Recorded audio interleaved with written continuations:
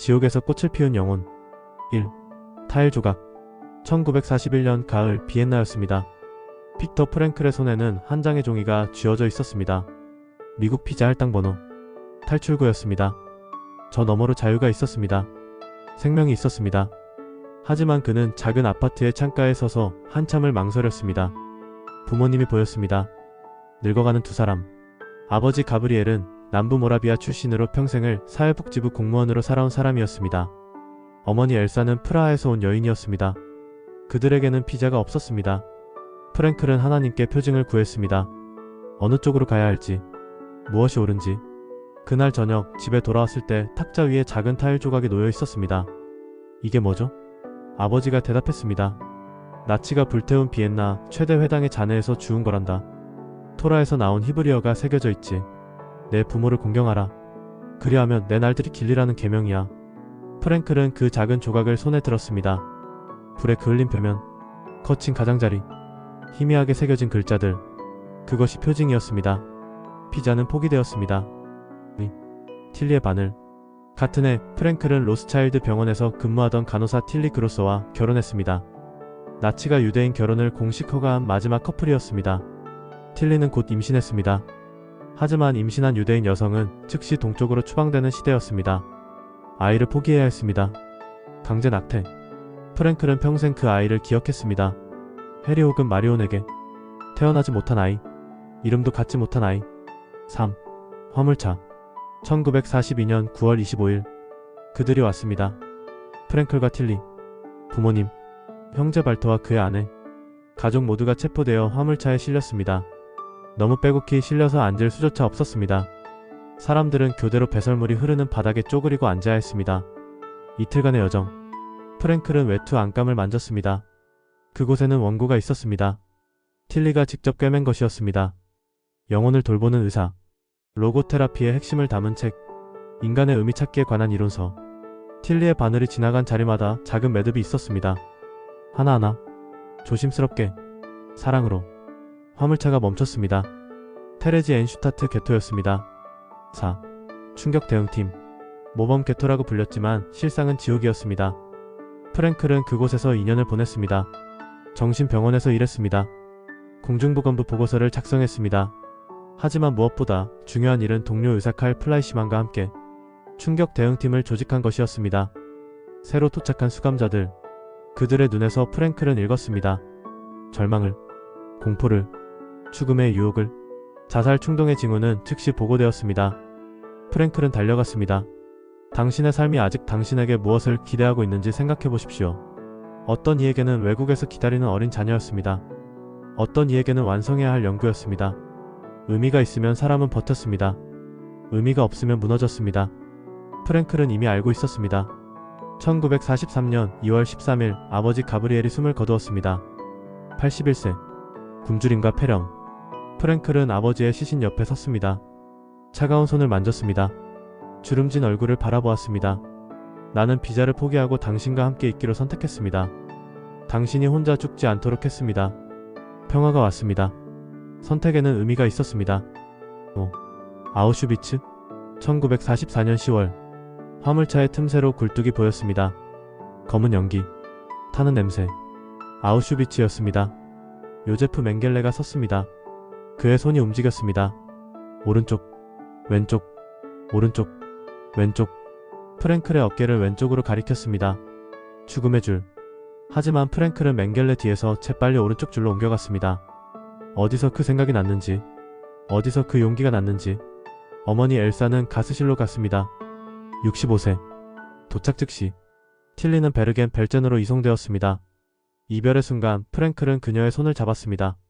틸리, 무슨 수를 써서라도 살아남아. 들었어?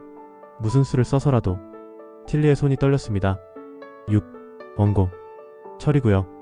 나이든 수감자에게 프랭클이 말했습니다. 이 원고를 가질 수 있게 해주십시오. 인간의 정신에 관한 책입니다. 수감자가 비웃었습니다. 거기서 너는 단 하나의 과학만 배우게 될 것이야. 그의 손가락이 굴뚝을 가리켰습니다. 프랭클은 옷을 벗었습니다. 외투를 벗었습니다. 틸리가 바늘로 한 땀 한 땀 꿰맨 그 외투. 원고가 쓰레기 더미로 던져졌습니다. 종이들이 바람에 날렸습니다. 수년간의 연구, 희망, 미래. 대신 그에게 주어진 것은 낡은 수감복이었습니다. 그리고 왼쪽 팔뚝에 새겨진 숫자 119104. 이제 그는 이름이 없었습니다. 새 외투 주머니에서 프랭클은 찢어진 기도서 한 장을 발견했습니다. 쉐마 이스라엘. 들으라 이스라엘아. 내 원고가 사라진 바로 그날 나는 이 기도문을 받았습니다. 7. 카우페링. 아우슈비츠에서 며칠. 그 다음은 카우페링 아이아이아이. 그 다음은 튀르카임. 새벽 5시. 호루라기. 영하 20도. 양말 없이. 구멍난 신발. 몇 시간씩 서 있는 점호. 하루 배급. 묽은 수프 한 그릇. 작은 빵 한 조각. 200칼로리. 12시간 강제 노역. 프랭클은 관찰했습니다. 건장했던 남자들이 희망을 잃는 순간 며칠 만에 죽어나가는 것을. 뼈만 앙상한 노인 중 일부는 눈빛을 잃지 않고 살아남는 것을. 차이는 무엇인가? 가슴속에 품은 이유. 돌아갈 가족. 완성할 작품. 증언할 진실. 8. 카포. 어느 날 카포가 프랭클을 구타했습니다. 이돼지야. 일하는 법을 가르쳐주지. 이빨로 흙을 파게 해줄 테니. 프랭클은 그의 눈을 들여다보았습니다. 나는 의사였습니다. 의사? 사람들한테 돈 뜯어냈겠네. 대부분 무료로 했습니다. 가난한 이들을 위해서요. 카포의 주먹이 날아왔습니다. 프랭클은 쓰러졌습니다. 하지만 알았습니다. 폭력은 내 몸만 다치게 할 뿐. 내 영혼은 건드릴 수 없다. 9. 도랑. 어느 추운 새벽. 프랭클은 도랑을 파고 있었습니다. 곡괭이를 들고 철로를 까고 손은 얼어붙었습니다. 발은 감각을 잃었습니다. 옆에 수감자가 중얼거렸습니다. 우리 아내들은 지금 어떻게 지내고 있을까? 그 순간 틸리가 나타났습니다. 환영이었습니다. 하지만 또렷했습니다. 미소 짓는 입술, 따뜻한 눈빛, 부드러운 손길. 프랭클은 깨달았습니다. 사랑은 육신의 생사를 초월한다. 사랑하는 존재를 떠올리는 것만으로도 인간은 지옥 한가운데서 천국의 문을 열 수 있습니다. 도랑을 파는 그의 손은 여전히 곡괭이를 쥐고 있었습니다. 하지만 그의 영혼은 틸리와 함께 비엔나의 카페에 앉아 있었습니다. 음악이 흐르고 커피 향기가 퍼지고 두 손이 마주 잡히는 그곳에 고통은 더 이상 형벌이 아니었습니다. 사랑하는 이를 위한 희생이었습니다. 해시태그 10 40번째 생일. 1945년 3월 26일. 프랭클은 튀르크하임 수용소에서 40번째 생일을 맞았습니다. 선물이 없었습니다. 케이크도 없었습니다. 하지만 친구 한 명이 몰래 다가왔습니다. 그의 손에 무언가를 쥐어주었습니다. 연필 한 자루. 그리고 수용소 사무실에서 훔친 SS 서류 조각들. 프랭클은 티푸스에 걸려 있었습니다. 고열, 혈관 허탈, 죽음의 문턱. 하지만 그는 결심했습니다. 원고를 다시 쓰기로. 서류 뒷면에 글을 썼습니다. 먼저 각 장의 제목을. 영혼을 돌보는 의사. 열에 들뜬 몸으로. 떨리는 손으로. 이것은 책을 쓰는 행위가 아니었습니다. 생존의 이유를 창조하는 행위였습니다. 프랭클은 상상했습니다. 해방 후. 따뜻한 강의실. 학생들 앞에 서 있는 자신. 수용소의 심리학이라는 제목으로 강연하는 미래의 자신. 그 상상이 그를 살렸습니다. 미래의 의미가 현재의 고통을 견디겠습니다. 해시태그 11 마지막 자유. 나치는 모든 것을 빼앗을 수 있었습니다. 가족, 옷, 이름, 자유, 건강. 하지만 단 하나. 그들이 결코 빼앗을 수 없는 것이 있었습니다. 모든 것을 사람에게서 빼앗을 수 있지만 단 한 가지는 빼앗을 수 없습니다. 인간의 마지막 자유. 주어진 환경에서 자신의 태도를 선택하는 자유. 자신의 길을 선택하는 자유. 프랭클은 목격했습니다. 막사를 돌아다니며 다른 이들을 위로하는 사람들을. 자신의 마지막 빵 조각을 나눠주는 사람들을. 그들은 소수였습니다. 하지만 충분한 증거였습니다. 인간은 환경의 노예가 아니다. 나치는 프랭클에게 거대한 자극을 던졌습니다. 굶주림, 추위, 모욕, 고문, 죽음. 하지만 그 자극과 프랭클의 반응 사이에는 찰나의 공간이 있었습니다. 그 공간에서 프랭클은 선택했습니다. 증오 대신 존엄을, 절망 대신 의미를, 굴복 대신 저항을. 해시태그 12 해방. 1945년 4월 27일. 미군이 튀르크하임을 해방시켰습니다. 프랭클은 살아남았습니다. 119-104번은 이겼습니다. 그는 곧 추방된 사람들을 위한 군 병원의 수석 의사가 되었습니다. 하지만 그의 마음은 오직 한 가지로 가득 차 있었습니다. 틸리. 그녀는 살아있을까? 프랭클은 비엔나로 돌아왔습니다. 며칠 사이에 그는 모든 것을 알게 되었습니다.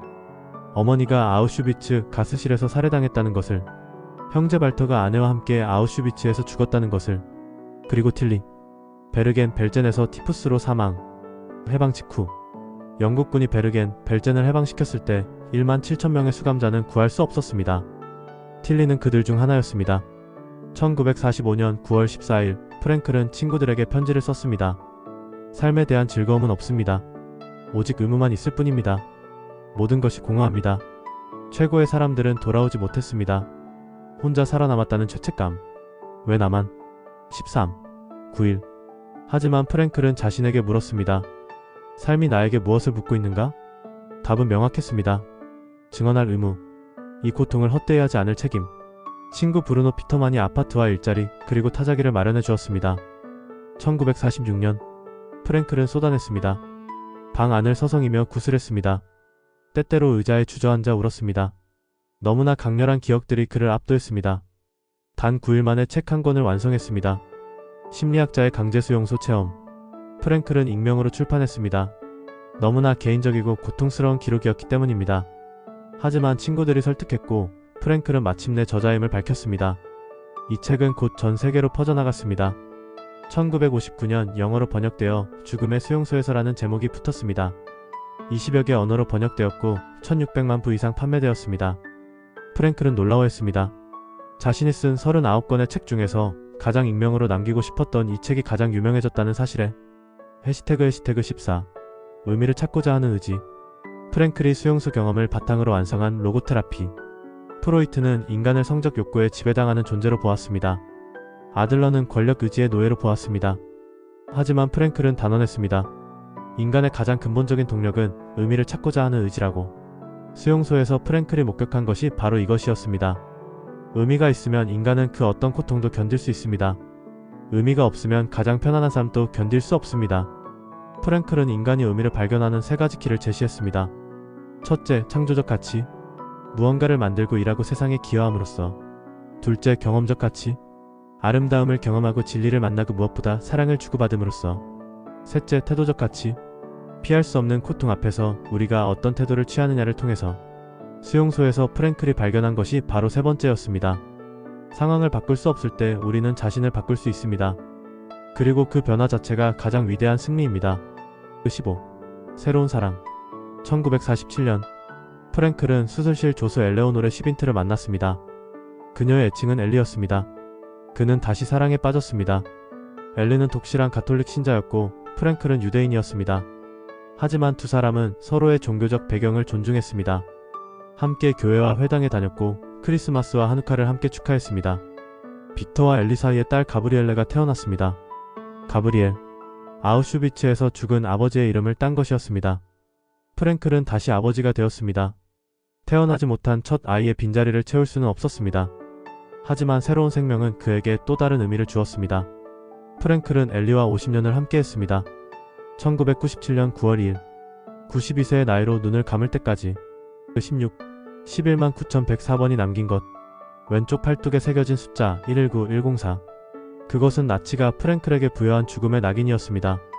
하지만 프랭클은 그 낙인을 영광의 훈장으로 바꾸었습니다. 그 숫자는 이제 이렇게 외칩니다. 나는 인간을 번호로 격화시킬 수 있다고 믿었던 악에 대한 승리의 증표입니다. 나는 물질이 정신을 파괴할 수 없다는 증명입니다. 나는 사랑이 죽음보다 강하다는 선언입니다. 나는 의미가 고통을 초월한다는 계시입니다. 프랭클의 삶이 우리에게 남긴 것. 당신은 환경의 희생자가 아닙니다. 운명의 창조자입니다. 아우슈비츠의 철조망도 가둘 수 없었던 인간 정신의 자유. 가스실의 공포도 꺾을 수 없었던 삶의 의지. 모든 것을 잃은 순간에도 빛났던 존엄. 119104번. 한때 죽음의 숫자였던 그것은 이제 생명의 암호가 되었습니다. 끝까지 시청해주셔서 감사합니다.